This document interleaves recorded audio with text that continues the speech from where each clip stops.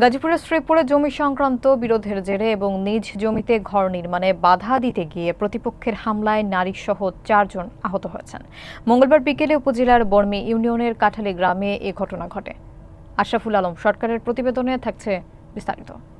আহতরা হলেন মোসাম্মদ মিনারা খাতুন, তার মেয়ে খোরশেদা এবং আরও 2 জন। গুরুতর আহত মিনারা ও খোরশেদাকে ময়মনসিংহ মেডিকেল কলেজ হাসপাতালে ভর্তি করা হয়েছে। ভুক্তভোগী মিনারা খাতুন জানান, তার স্বামীর পৈতৃক জমিতে ঘর নির্মাণ করতে গেলে তারই আত্মীয়রা খায়রুল ইসলাম ও আব্দুল কাদির বাধা দেন ও হামলা চালান। এতে তারা মারাত্মকভাবে আহত হন। মিনারার মেয়ে খোরশেদা বলেন, আমি বাবার বাড়িতে বেড়াতে এসেছিলাম, চাচারা আমাদের জমি জোর করে দখল করে নিচ্ছেন। প্রতিবাদ করায় আমাদের উপর হামলা চালানো হয়। এ ঘটনায় মিনারা খাতুন বাদী হয়ে গত 9 জুলাই শ্রীপুর থানায় একটি লিখিত অভিযোগ দায়ের করেছেন। শ্রীপুর থানার সহকারী উপপরিদর্শক কামরুজ্জামান বলেন, সংবাদের ভিত্তিতে ঘটনাস্থলে গিয়েছি, বিষয়টি তদন্ত করে প্রয়োজনীয় আইনগত ব্যবস্থা নেওয়া হবে।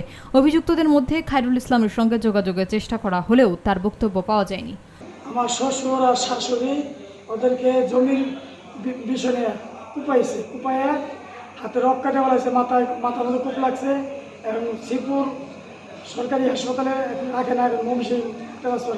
আমার শ্বশুরের ভাই শ্বশুরের ভাতিজা কামরুল, কাদের, খায়রুল আর এদের সাথে কিছু নেতাকর্মী আছে, এদেরকে উস্কানি দিয়ে এই কাজটা করাইতেছে। ওরা কি বিএনপি নেতা না আওয়ামী লীগের নেতা? নাম বলেন, নাম জানলে নাম বলেন। আমি লিখে নেতা।